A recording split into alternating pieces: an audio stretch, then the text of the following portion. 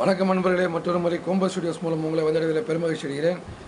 இந்த ஒரு வீடியோ பார்த்தீங்கன்னா, அந்த நம்ம எப்போவுமே அந்த ஒரு கோம்பை என்று சொல்லக்கூடிய அந்த நாயினங்களின் ஸ்பெசிஃபிக்கான ஒரு வீடியோ கண்டிப்பாக எப்படியா இருந்தாலும் அந்த மாதத்திற்கு ஒரு முறையோ அல்லது இருமுறையோ கண்டிப்பாக வரக்கூடிய வாய்ப்புகள் அதிகம். ஏனென்றால் கோம்பையை வைத்துத்தான் என்னுடைய இப்போ வந்து அந்த ஒரு சேனலே பார்த்தீங்கன்னா ரன் ஆகிட்டு இருக்கு. அந்த கோம்பை நாய்களை பற்றி வைத்துத்தான் முக்கியத்துவம் கொடுத்து கொண்டிருக்கிறேன் நான். ஆகையால் இந்த ஒரு கோம்பை ஸ்டுடியோஸ் மூலமாக இந்த ஒரு வீடியோவையும் அந்த ஒரு கோம்பையை பற்றின ஒரு அழகான வீடியோ.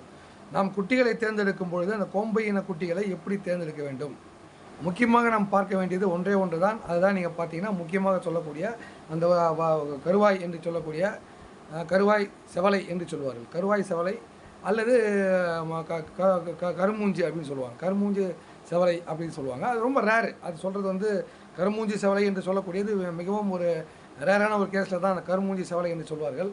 ஆனால் பார்த்தீங்கன்னா முக்கியமாக இதுதான் சொல்லுவாங்க. கருவாய் செவலை என்று சொல்லக்கூடிய இந்த ஒரு நிறம்தான் கண்டிப்பாக அந்த கோம்பை இனங்களில் முக்கியத்துவம் வாய்ந்த நிறமாக கருதப்படுகிறது.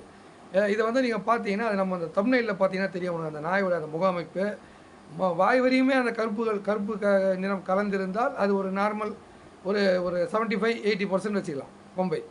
அந்த ஒரு இனத்திலே அந்த மாதிரி ஒரு வாய் வரையுமே இருக்கக்கூடிய ஒரு அமைப்பு அதுவும் கோம்பை தான். அதே சமயத்தில் முகம் இந்த கண்ணிற்கு மேலாக உள்ள அந்த அளவுக்கு வந்து கருநிறங்கள் படர்ந்திருந்தால் கண்டிப்பாக அது வந்து 100% கருவாய் செவலையில் உள்ள கோம்பை நாயினங்கள் என்று நிச்சயமாக சொல்லிவிடலாம்.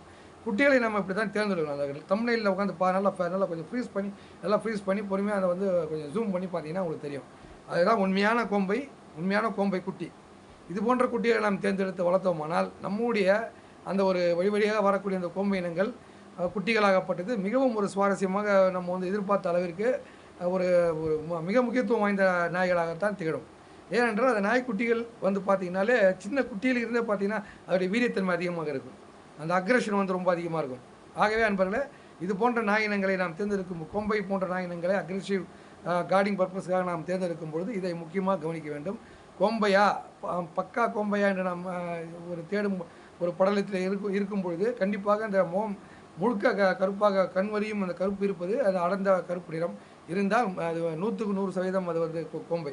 அதை நம்ம வந்து ரொம்ப ஆணித்தனமாக சொல்லிடலாம். அதே போல் ஒரு ஒரு ஒரு சிறிய அளவு வாய் அளவிலே அந்த கருநிறம் கருவாய் என்று சொல்லக்கூடிய வாய் அளவிலே இருந்து விட்டால் அது வந்து பார்த்திங்கன்னா ஒரு 75-80% வந்து கோம்பை என்று நாம் வந்து ஒற்றுக்கொள்ளலாம். காரணம் என்னவென்றால் அந்த நாய்களுமே மிகவும் அக்ரெசிவாக இருக்கக்கூடியது. ஆனால் வந்து ஒவ்வொன்றுக்கு வந்து சுத்தமாக இருக்காது.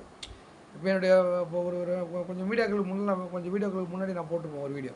அதில் பார்த்தீங்கன்னா அந்த கோம்பை கிராஸ் என்று சொல்லக்கூடிய அந்த கோம்பை இனங்களை அதில் வரக்கூடிய இனங்கள் தான் ஜாஸ்தியாக இருக்கும். 50% கோம்பையாக இருக்கும், ஒரு 50% வந்து கண்ட்ரீடாக இருக்கும். அப்படி வந்து மிக்ஸ் ஆகி வரக்கூடிய வாய்ப்புகள். அப்படி இருக்கும் பொழுது அந்த வாய் கருப்பு என்பது ரொம்பவும் இருக்காது. ஆனால் கோம்பையுடைய அந்த குணாதிசயங்கள் இருக்கும், ஆனால் வாயளவிலே இருக்காது. அதுதான் உண்மை. ஆகவே நண்பர்களே, இந்த ஒரு நல்ல வீடியோவை ஸ்கிப் செய்யாமல் கடைசி வரையும் பாருங்கள். ஸ்கிப் செய்துட்டு போனீங்கன்னா ஒன்றும் புரியாது. நான் எப்பவுமே சொல்கிறது போல தான். அனைத்து நண்பர்களுக்கெல்லாம் ஷேர் பண்ணுங்கள். ஆகவே அடுத்த ஒரு அழகான வீடியோவிலே உங்களை வந்து சந்திக்கிறேன். அதுவரையில் அடுத்த வீடியோ பார்த்தீங்கன்னா அந்த புறாக்களை பற்றின வீடியோ வந்து தொடர்ச்சியாக போடலான்னு நினைக்கிறேன். ஸோ அந்த புறாக்களை பற்றின வீடியோ வந்து கொண்டே இருக்கிறது.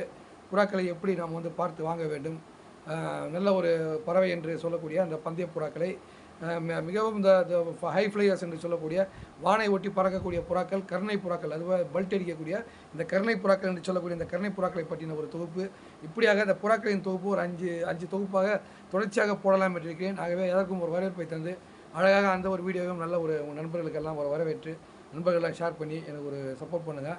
ஆகவே உங்களுக்காக நான் காத்திருக்கிறேன் நண்பர்கள். அடுத்த ஒரு வீடியோக்காக காத்திருங்கள். நன்றி, வணக்கம் நண்பர்கள்.